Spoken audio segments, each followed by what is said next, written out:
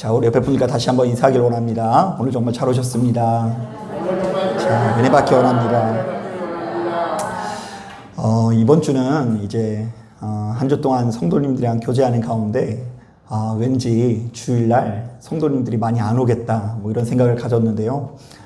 생각보다 많이 오셔가지고 제가 깜짝 놀랐어요. 아무쪼록 이 자리에 참석한 여러분들에게 하나님께서 허락하시는 신령한 은혜가 함께 하시게 되시기를 주님의 이름으로 축복합니다. 신앙생활을 하는 우리들에게 그 회개하는 삶은 그 무엇보다 중요한 가치입니다. 자, 왜냐하면 우리가 회개하지 않고는 스스로 거룩해질 수 있는 방법이 전무하기 때문입니다. 사실 육신의 옷을 입고 있는 우리들은 아무리 믿음이 좋다고 해도 필연적으로 자기 자신을 더럽힐 수밖에 없는데요. 자, 1차적으로는 나도 모르는 사이에 우리의 심령이 더러워지고요. 자, 더 나아가서는 우리의 육체도 더러워질 수밖에 없죠. 자, 그렇기 때문에 하나님께서는 바로 이렇듯 죄된 우리들이 스스로를 회복하고 치유할 수 있는 길을 열어주셨는데요. 자, 그것이 바로 회개라고 할 수 있습니다. 자, 어떤 면에서 우리가 드리는 이 모든 예배와 기도도 순전히 무엇을 목적으로 합니까? 회개를 목적으로 하는데요. 자, 우리는 바로 이 시간을 통해서 지난 한 주 동안 지었던 여러 가지 죄악들을 뉘우치고 하나님 앞에 용서받는 시간을 가져야 하는 것입니다. 사실 우리가 성경을 묵상해 보면 하나님께서는 아주 일관된 목소리로 바로 이것을 우리에게 요구하고 계신데요. 자, 먼저 출애굽기 2장을 보니까 하나님께서 모세를 만나주시고는 그 모세에게 이렇게 말씀하십니다. 자, 네가 선 곳은 거룩한 땅이니 무엇을 벗으라고요? 내 발에서 신을 벗으라. 자, 또한 우리가 공교롭게도 지난 5주 동안 이 수요 예배를 통해서 이스라엘의 5대 제사를 살펴보았지 않았습니까? 자, 번제, 소제, 화목제, 속죄제, 속건제. 자, 그런데 이 모든 제사들도 사실은 죄된 인간이 짐승의 피와 생명을 바치기도 하고 농작물을 바침으로써 스스로의 죄를 뉘우치고 다시금 거룩해지는 것을 목적으로 한다는 것을 우리가 명확히 배웠습니다. 자, 그리고 심지어 누가복음 5장 32절을 보니까 이런 말씀이 있죠. 내가 의인을 부르러 온 것이 아니요 죄인을 불러 회개시키러 왔노라. 자, 이게 무슨 말입니까? 주님께서는 스스로 아무런 문제가 없고 더 나은 사람이라고 주장하는 의인들의 하나님이 아니요, 자기 자신이 죄인이라고 생각하는 자들을 다시금 회복시키시고 치유하시는 하나님이라는 것입니다.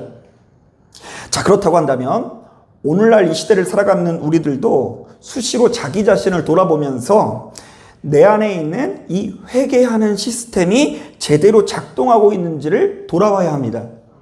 자, 우리 한번 따라해 볼까요? 나는 지금 내 안에 있는 죄와 싸우고 있는가? 한 번 더 따라하겠습니다. 나는 내 안에 거하고 있는 죄를 용서받으려는 의지가 있는가? 자, 여러분 오늘은 어떠세요? 오늘 이 예배 참석하시면서 내가 지난 한 주 동안 지었던 죄를 용서받아야 되겠다, 이런 분명한 목적을 가지고 나오셨나요? 신앙생활 이제 막 시작할 때는 그것이 잘 이루어지는데요. 이제 나오다 보면 그걸 잃어버려요. 그냥 주일이니까 나오는 거고 내가 뭐하러 나오는지도 잃어버릴 때가 많은데요. 사실은 우리가 예배를 드리는 이유는 지난 한 주 동안 우리에게 틈탄 여러 가지 죄악들, 온전하지 못한 생각들을 정리하기 위해서 나오는 거예요. 자, 그런데 오늘 우리가 읽은 본문을 보니까 이 사도 바울은 무수히 많은 신앙인들이 하나님께서 허락하시는 바로 이러한 은혜를 온전히 누리지 못한다고 진단하는데요. 자, 우리가 겉으로는 다 하나님을 믿는 것 같으나 모두 다 철저히 회개하는 삶을 살지는 못한다라고 이야기합니다. 자, 도대체 그 이유는 무엇일까요? 자, 우리 다 같이 2장 1절 말씀 같이 한번 읽어보겠습니다. 시작. 그러므로 남을 판단하는 사람아, 누구를 막론하고 내게 핑계하지 못할 것은 남을 판단하는 것으로 내가 너를 정죄함이니 판단하는 내가 같은 일을 행함이니라. 자, 이것은 예수 믿는 우리들이 남을 어떻게 하는 마음이요? 판단하는 마음을 가짐으로써 진정한 회개 생활을 하지 못하게 된다는 것인데요.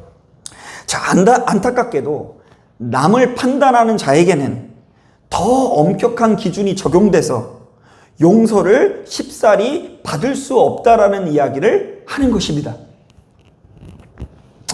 자, 이때 이 판단한다라는 말은요, 원어상으로 크리노라고 하는데요. 자, 이것은 본래 크게 두 가지의 의미를 가진 말입니다. 먼저 첫 번째로는 나누다라는 말이 의미가 담겨 있는데요. 자, 이때 나눈다라는 것은 일종의 급수를 나눈다라는 의미예요. 자, 그래도 나는 꽤 괜찮은 사람 1등급으로 여기고 내 주변에 있는 누군가는 좀 급이 떨어지는 사람으로 나누는 행위, 나와 저 사람의 수준을 나름대로 판가름하면서 급을 나누는 이 행위가 크리노라고 할 수 있습니다. 또한 이 말은요, 재판하다라는 의미가 있는데요. 여러분, 우리가 법정에 가보면 누가 가장 높은 자리에 앉습니까? 안 가봐서 모르겠죠? 가지 마세요. 자, 그런데 막상 가보면 이 판사가 제일 높은 곳에 가서 이렇게 올라가서 앉아 있는데요. 자, 왜냐하면 이것은 판결을 내리는 이 판사를 그 법정에서 가장 권위 있는 사람으로 인정하는 거예요. 그래서 재판장에 가서 이 판사 말 안 들으면 그것만으로도 뭐 형벌을 받을 수 있으니까 조심해야 돼요.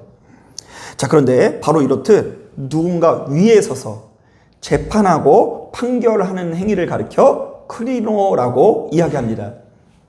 자, 그러니까 본문에 나와 있는 이 판단이라는 말은요, 철저히 우월감을 전제하는 단어입니다. 내가 그래도 꽤 괜찮은 사람이라고 생각하기 때문에 급을 나누는 것이고요. 내가 그래도 남들보다 더 나은 사람이라고 생각하기 때문에 다른 사람 위에 서서 재판하기도 하고 판결을 내리는 거예요. 자, 그런데 이렇듯 자기 자신을 향해서 우월감을 가지고 남을 판단하는 사람들은 쉽사리 회개 생활을 할 수 있다, 없다? 할 수 없다. 또한 쉽사리 용서받을 수 없다라고 주님께서 경고하시는 것입니다. 자, 우리가 이 사도행전 7장을 보면 바로 그 이유를 명확하게 알 수 있는데요. 자, 말씀을 보면 그 유명한 스데반 집사님이 이스라엘 백성들에게 아주 장황하게 설교를 하는 내용이 담겨 있어요. 자, 그 설교의 내용이 굉장히 길어서 막상 읽다 보면 무슨 내용인지 모르실 수 있는데요. 요약해보자면 이렇습니다. 자, 첫째, 하나님께서는 이스라엘 백성들에게 조상 대대로 엄청난 은혜를 베푸셨다. 자, 둘째, 자, 그러나 이스라엘은 배은망덕하게도 우상을 섬겼다. 자, 또한 하나님께서 보내신 선지자마다 잡아다가 죽였다. 자, 여러분 어때요? 여기까지 내용을 들어보면 크게 무리될 만한 내용이 없죠. 자, 스데반 집사는요, 지금 이스라엘 백성들도 이미 알고 있는 100% 맞는 말만 전한 거예요. 자, 그런데 바로 이 설교를 듣고 있었던 백성들이 목이 곧고 교만한 자라고 기록되어 있는데요. 자, 그렇다 보니까 이렇게 맞는 이야기를 듣고도 이상한 반응을 보입니다. 제가 한번 읽어볼게요. 그들이 이 말을 듣고 마음에 찔려, 여기까지 괜찮죠? 그를 향하여 이를 갈았다.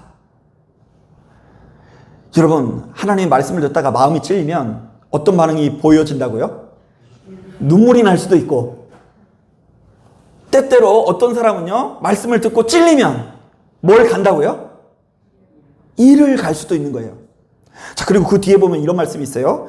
그들이 큰 소리를 지르며 귀를 막고 일제히 그에게 달려들어 성 밖으로 내치고 돌로 쳤다.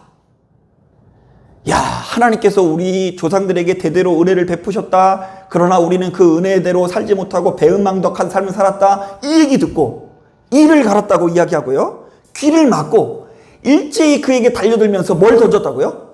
돌을 던졌다고 기록되어 있어요. 자, 그런데 냉정하게 말하면 이것은 스데반 집사님뿐만이 아닙니다. 자, 교만한 자들은 자신의 잘못을 지적하는 이 사도 바울을 가는 곳곳마다 죽이려 혈안이 되고요. 심지어 이 땅에 오신 예수 그리스도를 십자가에 매달고 가장 잔혹한 모습으로 죽이게 됩니다. 자, 그러니까 교만한 자들은 매사에 자기 잘못을 인정하고 납작 엎드려지는 이 예배 시스템에 순응할 수가 없어요. 예배라는 거, 제사라는 거, 엎드리는 거예요. 인정하는 겁니다. 이 중에 가장 작은 사람이 나라는 것을 인정하는 행위입니다. 그렇게 10년을 살고 20년을 살고 30년을 살아가는 사람이 진정한 신앙을 가지고 있는 사람의 삶이라는 것입니다. 그런데 그들의 잘못을 지적한 누군가에게 매번 이를 갈고 그들에게 돌을 던지니까 생명을 누릴 수 없고 구원을 누릴 수 없고 진정한 기쁨을 누릴 수 없다라고 하나님께서 경고하시는 거예요. 자, 말씀을 준비하는 중에 이 톨스토이가 쓴 재난의 원인이라는 소설이 생각이 납니다. 제가 이제 추천드리는 것은 이 톨스토이라는 사람이 쓴 작품들은 이 사람이 워낙 독실한 크리스찬이라 다 성경적인 내용을 다루고 있어요. 자, 그런데 이 재난의 원인이라는 소설도 이 굉장히 교리적인 내용을 다루고 있는데요. 자, 어느 마을에 담장을 사이에 두고 사이좋게 지내던 두 집이 있었어요. 자, 그런데 어느 날 이쪽 집에 닭 한 마리가 담을 넘어 날아가서 저쪽 집에 가서 알을 낳게 됩니다. 자, 저는 이거 읽고 닭이 어떻게 이렇게 날 수 있나 이렇게 했는데 뭐 닭이 좀 날아가긴 한다고 그러더라고요. 담을 넘어가지고 알을 낳아요.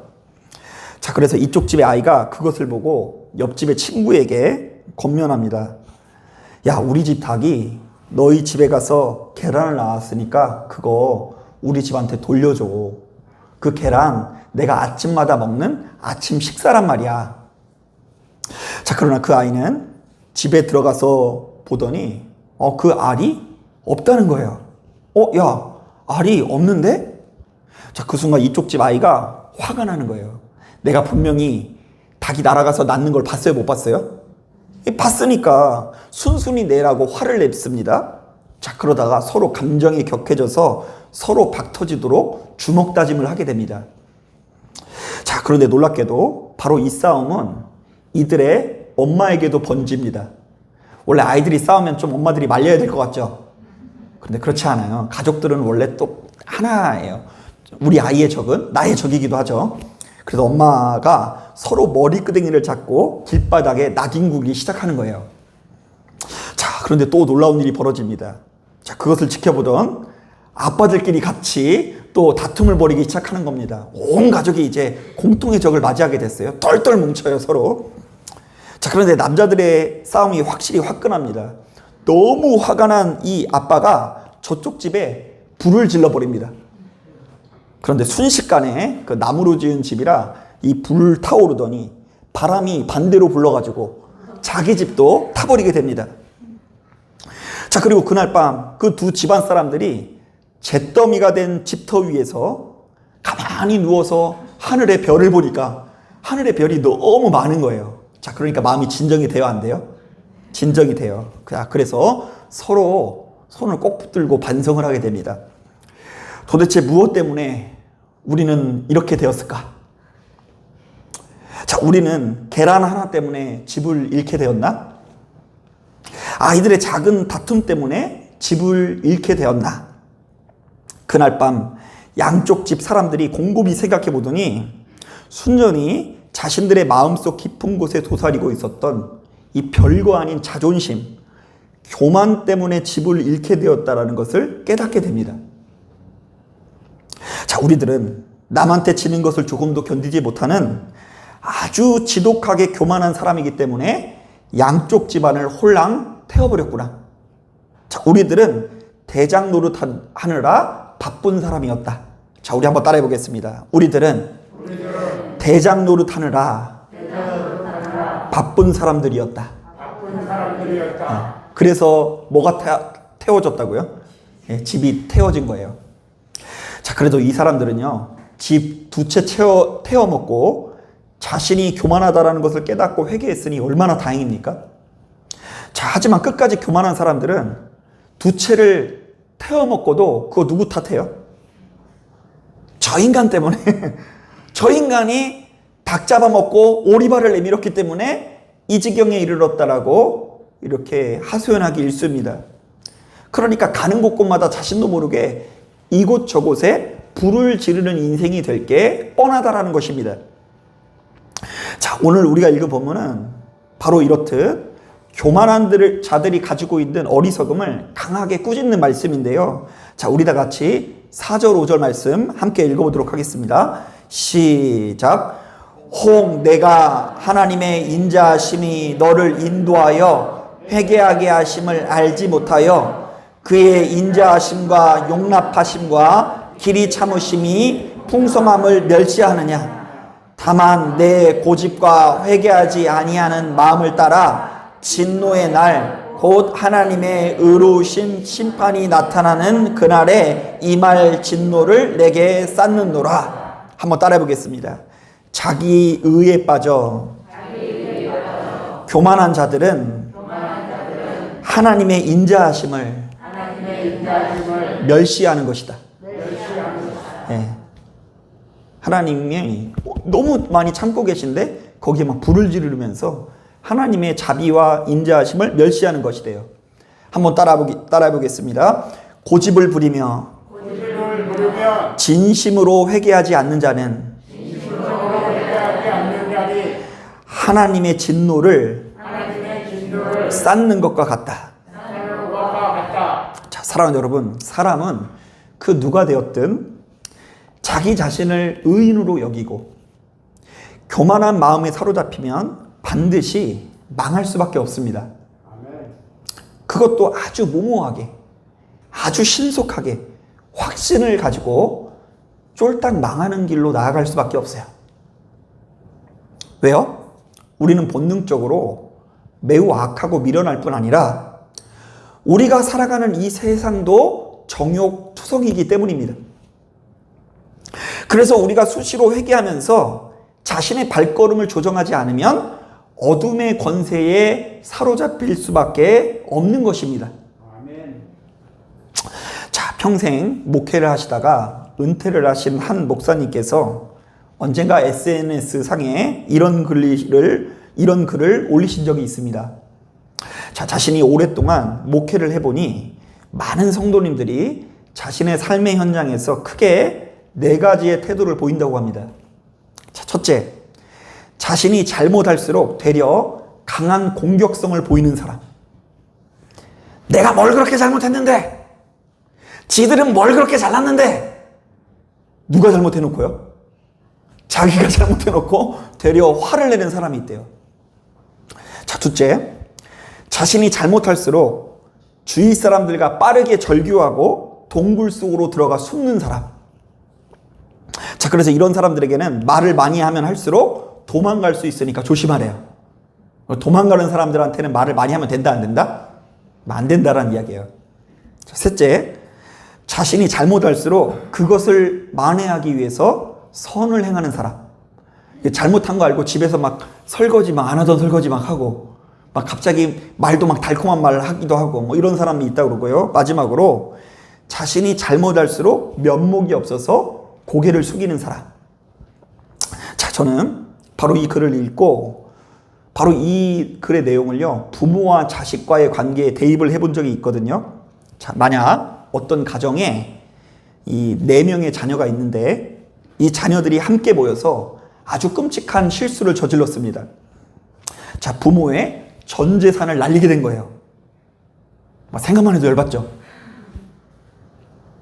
자, 그렇다면 이때 어떤 자녀가 그나마 나을까요? 자, 1번. 되려 지가 더 화를 내는 자녀.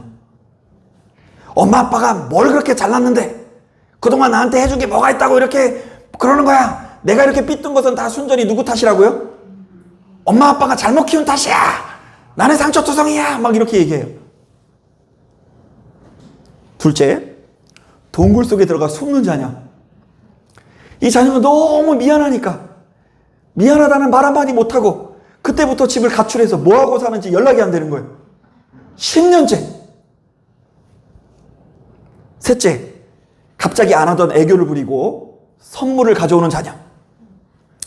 이제까지 아무것도 안 하다 갑자기 어깨를 주물러 주기도 하고 값비싼 선물을 주면서 그냥 얼렁뚱땅 넘어가려고 하는 자녀. 미안하다는 말을 안 해요, 애가. 마지막, 부모 앞에 그래도 무릎을 꿇고 자기가 너무 미안했다라고 펑펑 눈물을 흘리면서 싹싹 비는 자녀.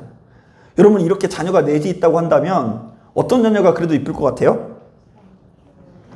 제가 어디에서 이런 얘기 했더니 다 안 보고 사는 게 속편하다고 뭐 이렇게 얘기하시고, 어떤 분은 선물이라도 가져오는 자녀가 낫다라고 얘기를 해서 이왕이면 명품 좀 가져와라, 전세단 날렸으니, 뭐 이렇게 이야기하시는 분도 있는데, 좌우지간 지금 당장에는 힘들더라도 진심으로 사과하고 용서해주는 과정이 동반될 때 이 관계가 치유될 수 있는 것 아닙니까? 뭘 크게 해서가 아니라 그냥 그 순간 되려 지가 막 화를 내고 뭐 해준 거 뭐가 있어 막 이러면서 막 과거에 시시콜콜한 거 다 끄집어내고 막 동굴 속에 들어가 숨고 이런 못난 모습이 아니라 정정당당하게 자신의 잘못을 순순히 인정하는 것이 진짜 회복의 시작이라는 이야기죠. 자, 그래서일까요? 요한일서 1장을 보니까 이런 말씀이 있습니다. 만일 우리가 죄가 없다고 말하면 스스로 속이고 또 진리가 우리 속에 있지 아니한 것이요. 만일 우리가 죄를 자백하면 그는 미쁘시고 의로우사 우리 죄를 사하시며 우리를 모든 불의에서 깨끗하게 하실 것이요. 만일 우리가 범죄하지 아니하였다 하면 하나님을 거짓말하는 이로 만드는 것이니 또한 그의 말씀이 우리의 속에 있지 아니하니라. 자, 사랑하는 여러분, 바로 이런 관점에서 오늘날 이 시대를 살아가는 우리들도 역시 수시로 기도하고 예배하면서 우리의 아버지 되신 하나님 앞에 그 무엇보다 자신의 죄를 자백하는 신앙을 가져야 돼요.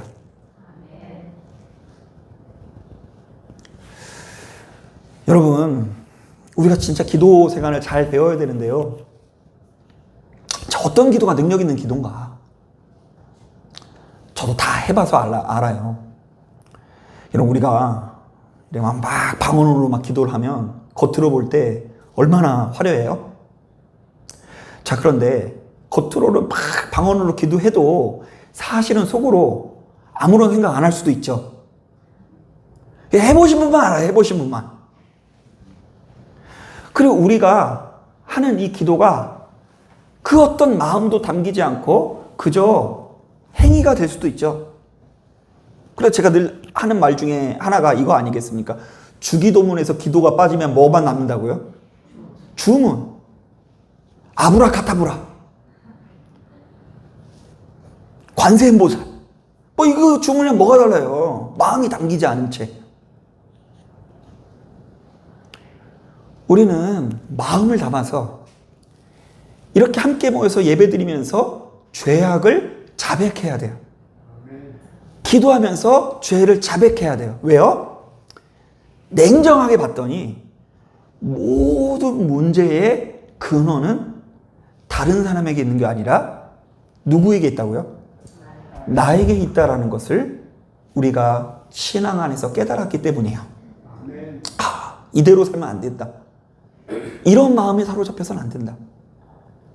허망한 것에 사로잡혀 있는 마음, 욕심에 사로잡혀 있는 마음, 분노에 사로잡힌 마음을 회개해야 된다. 여러분, 예수 믿는 우리들이 정결해진다는 것은 우리가 예수 믿으니 그때부터 다시는 죄를 짓지 않는다라는 것이 아닙니다. 그런 사람은 없어요. 우리가 정결해진다는 것은 예수 믿기 때문에 우리가 하나님께 회개함으로써 용서받는 삶을 살게 되었다는 의미예요. 예수 안 믿는 사람은 자기가 죄인이라는 것을 인정하지 못해요. 그래서 여러분, 지나가면서 우리 모두는 죄인입니다 이렇게 말하면 큰일 나요. 그럼 그 사람이 막 따지고 물을 거예요. 내가 뭘 그렇게 죄인이냐고. 난 죄진거 없다고. 난 법을 잘 지키고 세금을 제때 냈다 안 냈다?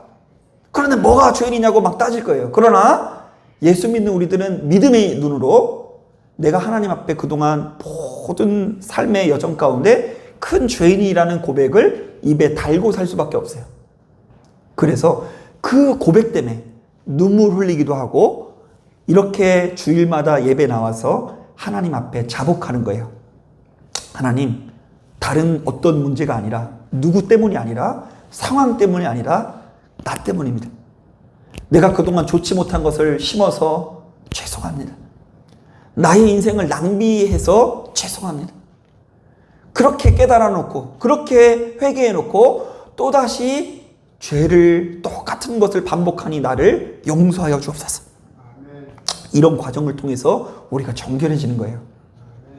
자, 그런데 만약 우리들이 교회를 나오면서도 하나님께 무엇인가를 용서해달라고 기도 한번 하지 않을 뿐더러 별로 용서받을 생각조차 하지 않는다면 우리가 어떻게 생명을 누리고 천국을 누릴 수 있습니까? 자, 그것은 우리 하나님의 자비로운 성품을 멸시하는 행위인 거예요. 구원을 어떻게 하나님의 자비에게만 맡겨요? 나는 아무것도 안 하면서, 나는 아무런 변화도 추구하지 않으면서 악한 행위를 고수하면서 하나님은 사랑이 많으시니까 나를 용서해 주겠지? 어떻게 그럴 수 있냐고요. 틀린 이야기는 아니지만 하나님께서 우리를 사랑하시되 우리도 부단히 자신의 죄를 뉘우치며 하나님 앞에 용서를 구하는 삶을 살아야 돼요. 아니, 그것이 억지로라도 우리 몸에 배어야 돼요.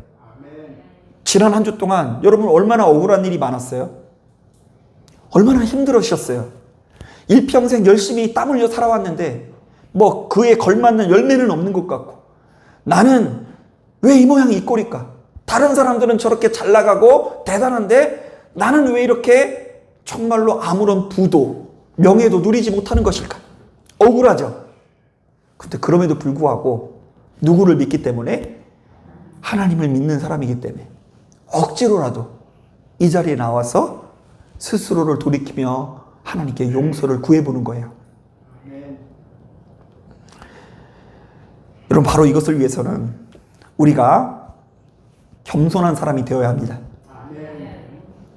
매사에 남을 판단하는 사람, 즉 자신도 모르게 선을 긋고 나는 괜찮은 사람, 저 사람은 수준 떨어지는 사람으로 여기는 사람은 좀처럼 회개라는 것을 할 수 없어요. 또한 매사에 남들보다 높은 자리에 앉아서 이 사람은 이래서 문제, 저 사람은 저래서 문제라고 여기는 사람은 설령 주님께서 이 땅에 오셔서 말씀을 전해도 좀처럼 회개하지 않고 말씀을 전하시는 예수님을 탓하게 될 거예요. 그리고는 자신도 모르게 이곳저곳에 돌아다니면서 불을 지르는 사람이 되기 십상인 것입니다. 자, 사랑하는 여러분, 바로 이것을 기억하시고 시간이 흐를수록 하나님 앞에 겸손한 사람, 주님 앞에 납작 엎드려져서 이 예배 가운데 수시로 자신의 죄와 허물을 고백하실 수 있는 저와 여러분 되기를 주님의 이름으로 축복합니다. 아멘. 자, 기도하겠습니다.